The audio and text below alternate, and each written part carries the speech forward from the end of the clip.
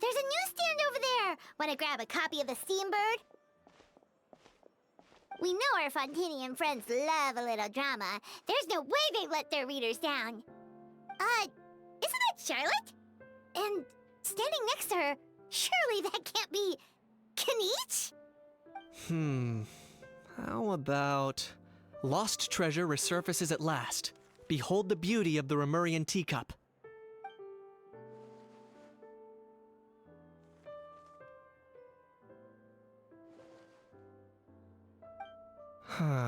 Pretty shocking. But it still feels like it's missing something. Ah, got it! Udex gravely wounded in shocking stabbing. Set to miss cross-border smuggling trial.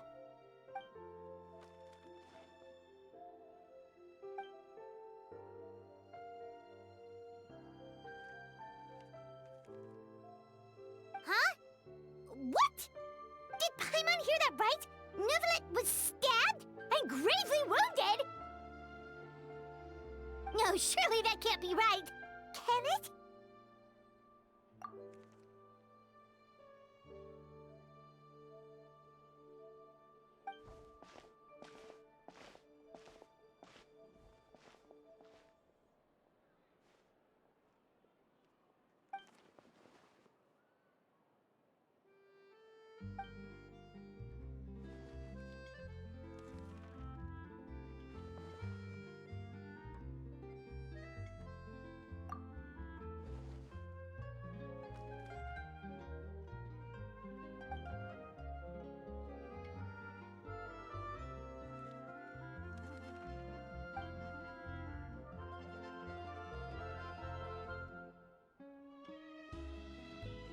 Hey there, you two. Fancy running into you here. Yeah, that, and also a less than pleasant shock. What the heck was all that about a story of meat restaurant and the Udex getting stabbed? Please say you weren't being serious. Trading tabloid headlines? Yeah. Charlotte and I were having a little contest to see who could find the most ridiculous fake news stories. Either I got lucky, or I have a knack for honing in on the most outrageous material.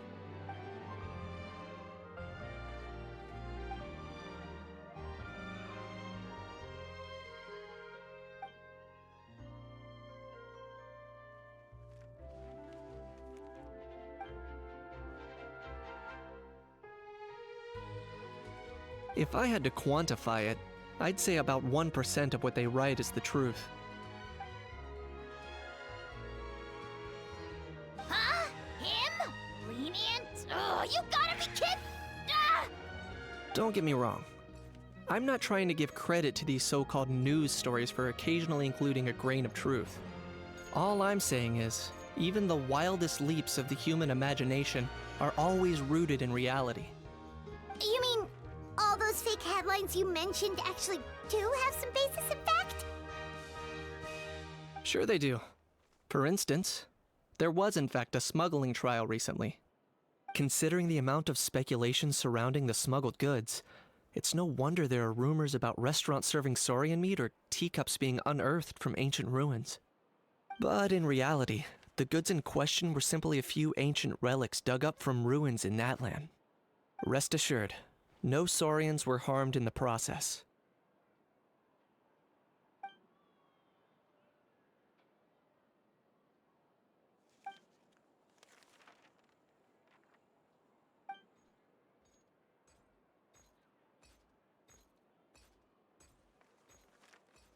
Oh, okay!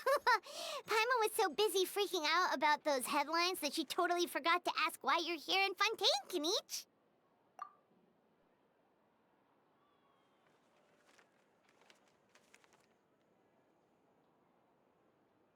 It was a pretty open and shut case, and my testimony in court was clear enough.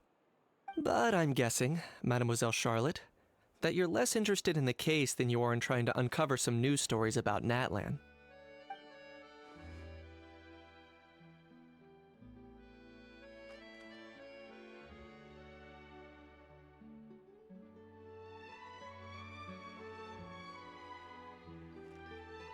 I appreciate your kind invitation, but like I said, storytelling isn't really my forte.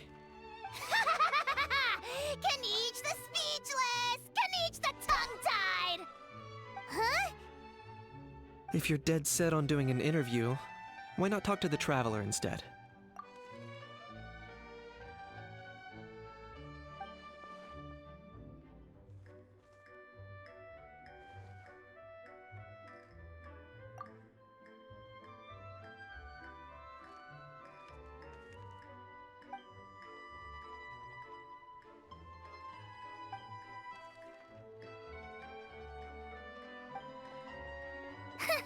Charlotte never stops, does she? Anyway, Paimon just has to ask. That owl thing that popped out before, or was it a howl? It kind of looked like a howl, but at the same time... Oh, that thing. Yeah, that was a howl. Huh? What's up with him? Like, he's still noisy, but he's way quieter than before. It's like he's trying to hide or something. Could be.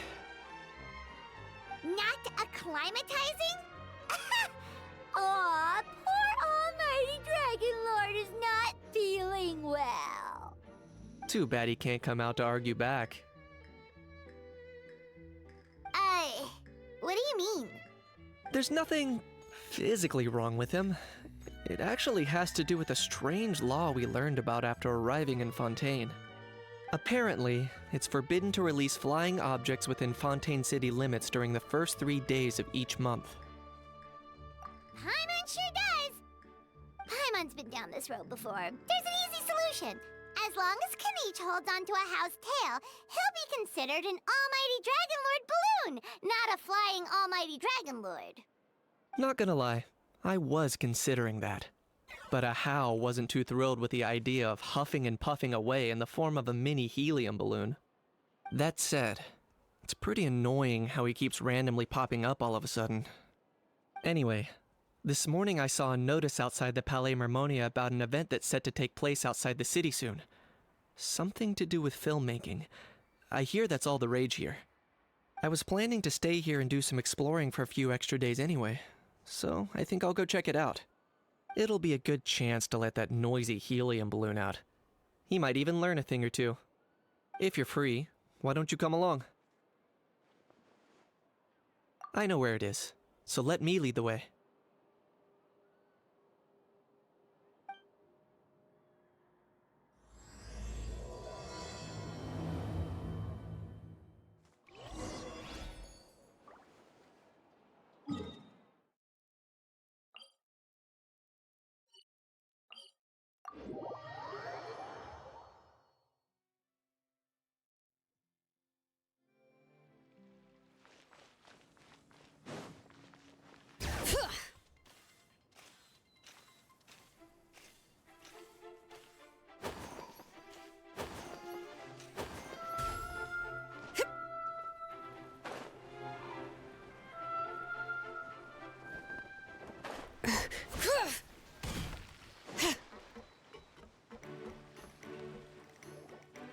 Looks like I remembered correctly.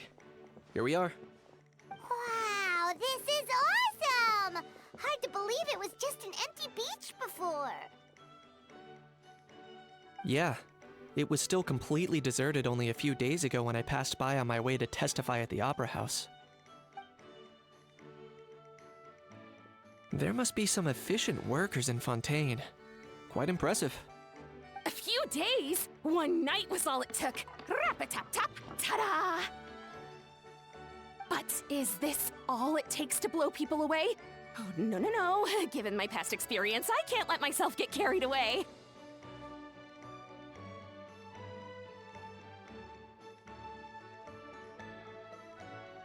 Well, I can't believe you actually remember me. It's me, Lepine Pauline. That's right, the unlucky one. Of course! How else would we have managed to build Fantasyland in a single night? Fantasyland? At least that's how I like to think of it myself. A magical land of fantasy, the stuff of film buffs' dreams. I know it sounds like I'm laying it on thick, but that really is the goal here. As you can see, the theme of this amusement park is Fontanian filmmaking, a place for all film lovers to come together and co-construct a world of dreams. Co-construct? Well, that's a relief. Sounds like you're sharing the cost this time rather than pouring your entire life savings into a single project. Nope! I might be inviting others to help fund this, but that doesn't mean I haven't thrown all my life savings into it, too! Huh? You've got to be kidding. Ha! Look at you, puny little humans. Recklessly betting your entire future against some stupid vanity project. If you're expecting even an ounce of sympathy from the almighty Dragon Lord, dream on! Mockery is all you shall get, straight from the heart! Sorry, just ignore that little gizmoid. He likes to butt in occasionally. Do go on. Gizmoid? Who you calling Gizmoid? You're the Gizmoid! Wow! That's quite a nifty mecha you've got yourself there. Is it some sort of smart personal assistant? You ought to let Miss Charlotte see your cool gadget. Who knows? Maybe you could even look into mass production! Mass production? Ugh, insolent, vulgar, and disrespectful! I, the almighty Dragon Lord, am one of a kind! There has never been another like me, nor will there ever be! And another thing, smart is the understatement of the century! I shall have you know that I am Kahulahau, forebear of ancient wisdom! I lived for eons long before any of you were born! What? Heavens above! I beg your pardon, forebear of ancient wisdom. Please, I meant no offense. Idiot meets idiot. What's all the fuss? Making some new friends, are we?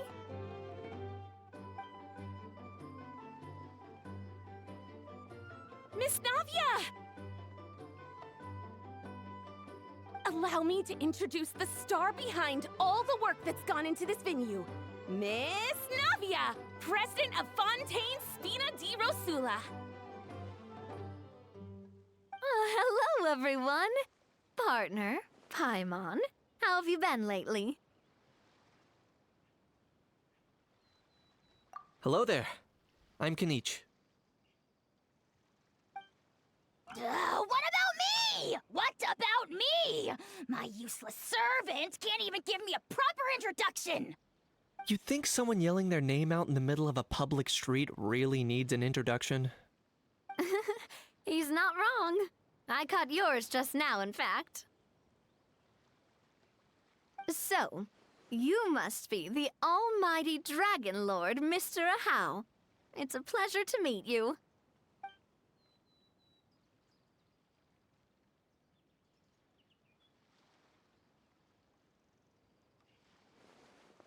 Oh, see that? That's what I call proper manners. Well, it's not every day you meet a well-mannered human. Navia, was it? Excellent. You may address the almighty Dragon Lord by his name. Navia, don't you think the title Almighty Dragon Lord is a bit silly? It's no big deal. All little animals do that, don't they? I mean, try to puff themselves up to look more impressive. Anyway, it's all thanks to Miss Navia and the Spina di Rosula that Fantasyland's gotten up and running in the space of a single night. Honestly, thank heavens! After all that paperwork and endless waiting, the event and venue finally got the green light.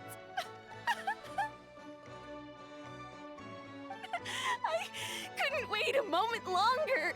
The second the approval came through, I reached out to President Navia, hoping she could lend a hand.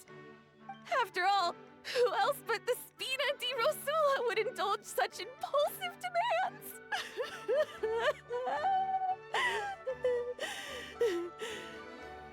Sorry, traveler. Miss Lapine Pauline sometimes gets a bit overwhelmed by her own excitement. As you can see, I'm guessing she hasn't gone into much detail about the event yet. So let me fill you in. In short, the Cheval Moran Film Fantasyland is a fan convention that's open to film enthusiasts from all over Teyvat.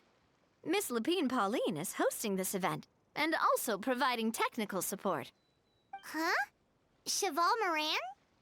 That's right! The one and only Surintendant Cheval Moran!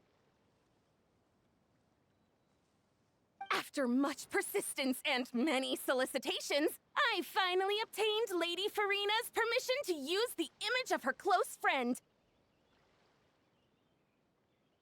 Not only is our adorable mascot drawing in fans by the minute, but she's also boosting her own popularity. And that was always the goal! A win-win arrangement. It's been a while since we last met, but still, it's a surprise to hear Lapine Pauline coming out with such sensible ideas. By the way, Miss Lapine Pauline, have you decided to switch careers and go into film tech? Not exactly.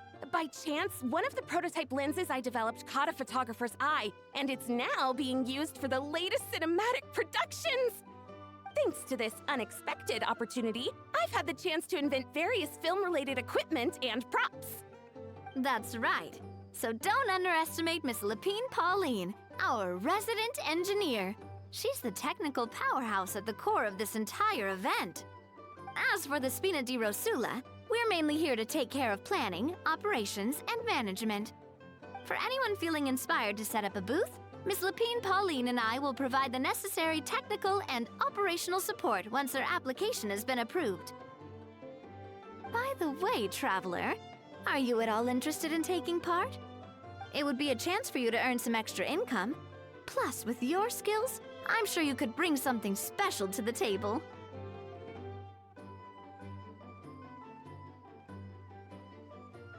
Paimon would be even more tempted if you were to, say, throw in one of those fancy feasts she's seen in those gourmet food reels. Well, as it happens, that'll be a piece of cake. Everyone needs to eat, whether they be tourists or the stall owners themselves. So thanks to Miss Navia's help, we've managed to invite none other than the celebrity chef, Miss Escoffier, to run our theme restaurant. Look over there!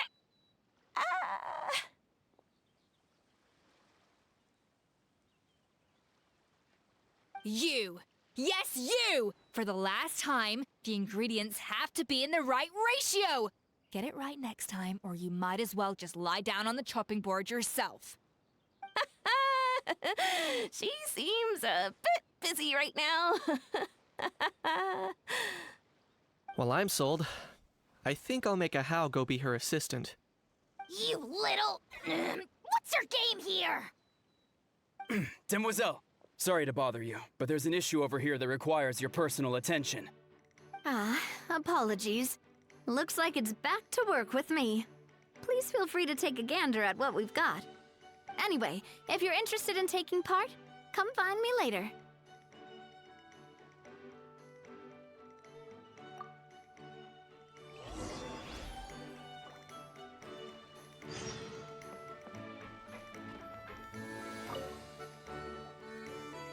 Greetings. Apologies if you overheard my harsh words just now, but I assure you it is entirely necessary. The sheer lack of standards here will be the death of me. Do you have any idea of the kind of customers I'm gonna get with how lax things are at the moment?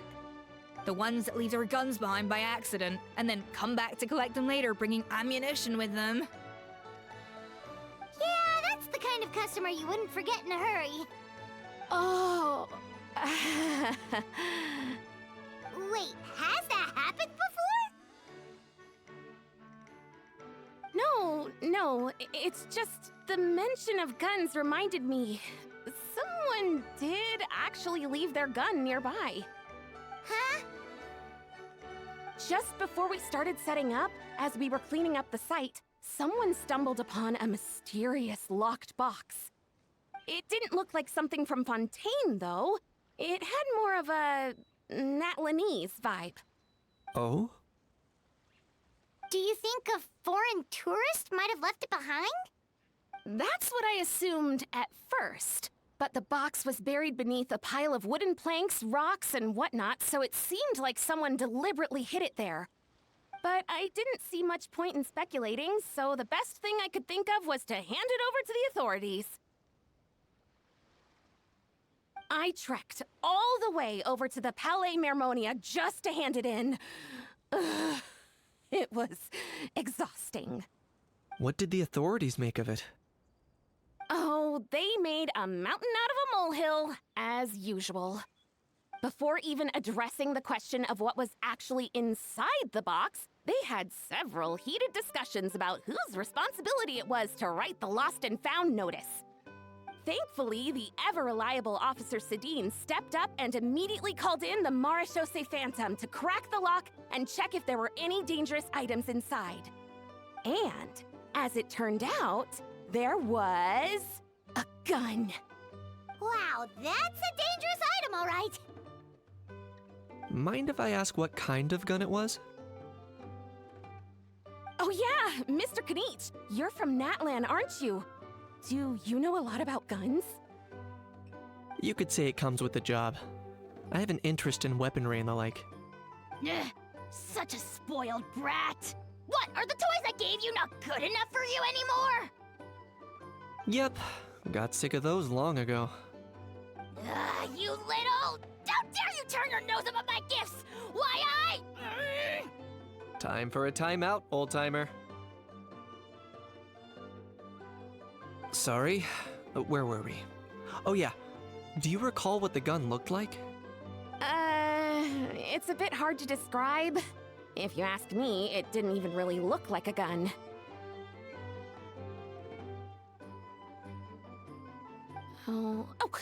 Give me a second. I'll knock out a quick sketch.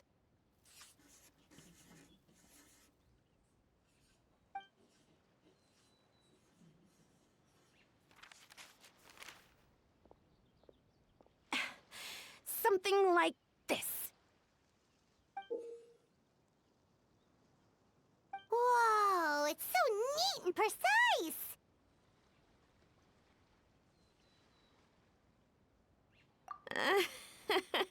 It's nothing.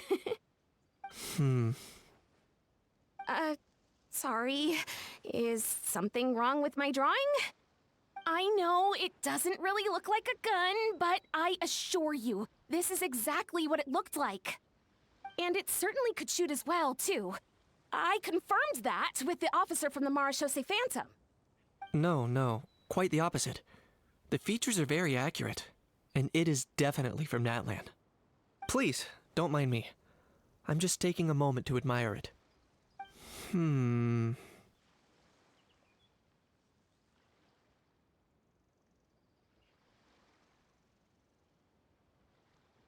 I should be the one thanking you. Thank you, and everyone else for your support. Don't mention it. Besides, we haven't really done anything. Not at all! The buzz and excitement you guys bring is exactly what this event needs. Oh dear, I'm starting to feel a bit guilty watching everyone else toil away. Guess it's about time I got back to work too. But just before I go, one last thing. Traveler, it's wonderful to see you.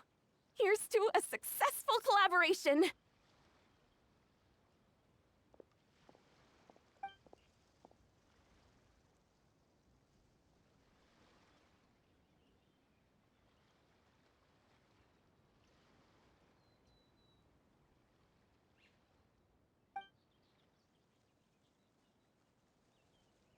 I'm sure you noticed that there was something unusual about that gun. Correct. It's most likely an old weapon dug up from some ancient dragon ruins. Based on my experience, it might be more accurate to refer to it as a hand cannon, but in Fontaine terms, it's not wrong to call it a gun. Given why I came here, don't you think it's curious that an ancient dragon relic of unknown origin would turn up like this? Out of the blue? I suspect this gun might have something to do with that smuggling case. It might have slipped through the cracks. Time is of the essence, so I'd like to head over to the Palais Mermonia to verify my suspicions. Perfect. Then we can head out right away. Or, if you want to catch up with your friends first, I can wait.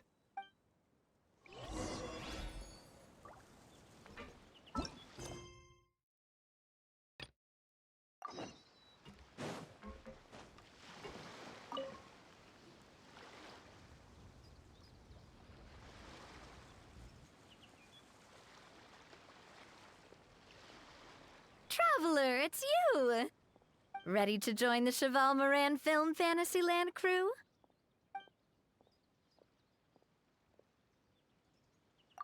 It's time, dear partner and Paimon, for us to turn our attention to the Cheval Moran Film Fantasyland. As I mentioned, the park was started up by enthusiasts who brought in the Spina di Rosula to handle the planning, construction, and operations. Of course, enthusiasts aren't typically all-around experts. They usually stick to designing the event booths. We, for our part, handle long-term operations and develop standardized strategy guides for the different activities. Long-term operations? Strategy? It all sounds so complicated. We spend most of our time adventuring, and we barely have any experience running a stall. Do you think we can handle this? That's more like it. You've seen it all before, haven't you, partner? I'd even go as far as to say you've shaped some of Tevat's biggest business ventures. Anyway, first things first. Let's get an overview of how the whole festival's gonna be run.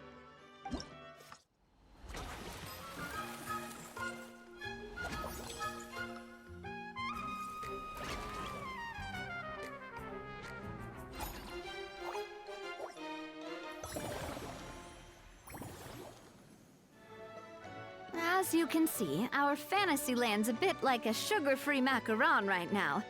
Several areas are still under construction. The Spina's only been able to hire a limited number of craftsmen. Besides, we don't have enough experience to handle multiple projects simultaneously. That's why I chose to adopt a time slot-based planning method, so we can focus on specific tasks during each designated period. Upgrading facilities, expanding the venue, hiring staff. All of this requires funds and time slots to accomplish. So, it's our job to allocate precious time slots in each business cycle to the most worthwhile tasks. As we attract more guests and earn money to add to our funds, we'll also be able to work more efficiently, which will allow us to divide each cycle into finer time slots, which will let us get more done. So we'll be limited in the decisions we can make and tasks we can focus on within each time period. Which means we have to use our limited actions and Mora to earn even more Mora. Kinda like playing chess or cards then. Cooking up a strategy in advance is gonna be key. Paimon thinks she just about gets it. How do you feel about it, Traveler? Yep, come on, we can do this. You mentioned standardized strategy guides just now. Does that mean there are non-standard ways to take part too? Of course. Film and entertainment mean different things to different people. And there's gonna be a wide range of exciting activities for people to try out. If we're not careful, some visitors might wander off and end up getting in trouble. And others might pick up dangerous props by mistake. To avoid confusion, we need to create a standardized strategy guide for each activity. Just think of it like a walkthrough. Wow, if we're the first ones to test out the activities, who knows what surprises there could be waiting for us. But if we hit a tough spot, we'll just have to rely on our skills to carry us through. Hopefully it goes without saying that I'd never put you in danger, partner. I carefully checked all the existing activities before you arrived, and I can assure you that they're all perfectly safe. I also wanted you to experience the activities before anyone else gets to. It'll be fun. Plus, we'd like to hear your thoughts and suggestions. Oh, those are two things Navia is best at. Making people feel safe and having fun.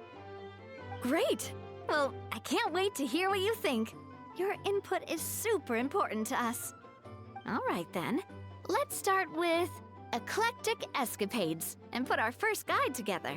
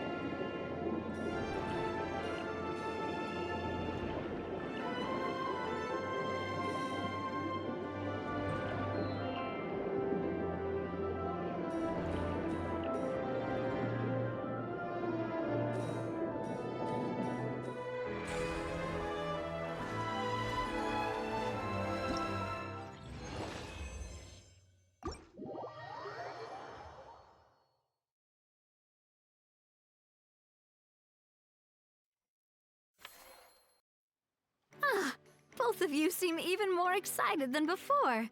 Looks like your first trial run didn't disappoint. Paimon hasn't actually watched that many films, but after trying it out, she might just be hooked! We should check out the film that it's based on! Great job, Paimon.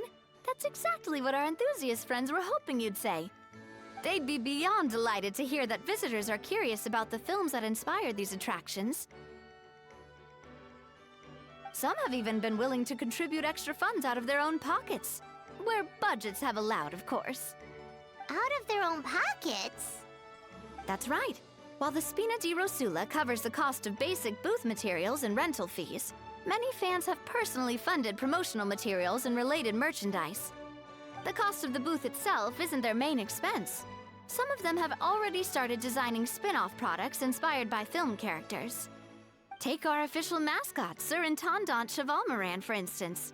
She won second place in the last most popular character poll for the comic film category, and was even dubbed the pinnacle of round, bouncy cuteness. Many people have expressed interest in designing cushions based on her image, using the highest quality fabrics and hiring the most skilled artisans to mass produce them. These cushions will officially go on sale at the next convention alongside lots of similar products.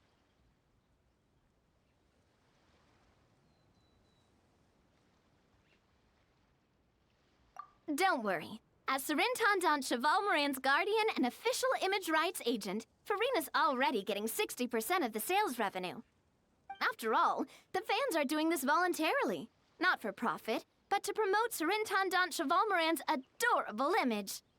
The more Mora ends up in Farina's purse, the better Surintendant Chevalmoran's meals will be. And who wouldn't be happy to hear that? Oh, Paimon likes the sound of that!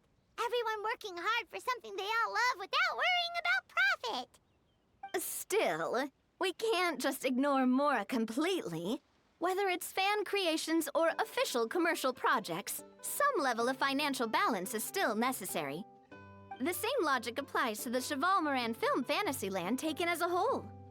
Once we finish the standardized strategy guides, our attractions can officially be open to the public. But we can't take personal charge of the ticketing process. There's plenty of work to do at the various booths, and the park itself is a work in progress. We'll need to assign dedicated employees to maintain and manage each attraction. There's a recruitment section on the park's bulletin board. We've received many applications, and each candidate has their strengths. Our job is to match the best candidates to each attraction based on their overall performance. Once assigned, the staff will keep the attractions running, ensuring a continuous revenue stream.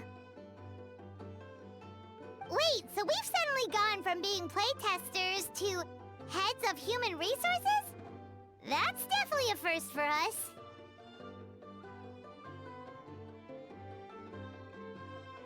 Just don't hold everyone up to your own standards, okay? You can't expect everyone else to be as capable as you. Alright, time to review some resumes. Fingers crossed we'll get some exceptional candidates.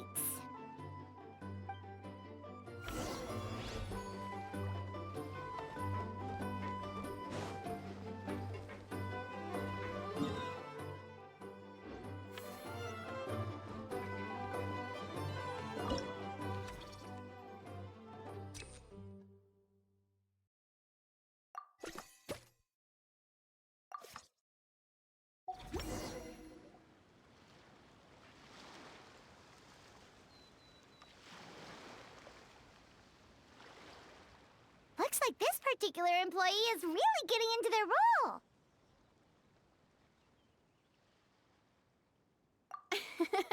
You're both doing great. You sound more like bosses than I do. In any case, with this, the Chevalmoran Film Fantasyland is now officially open. Running a theme park is a long-term project. You won't make much if you try and rush it. We're just about done with our current work setup, so let's take a short break and wait for this cycle's revenue report to come in.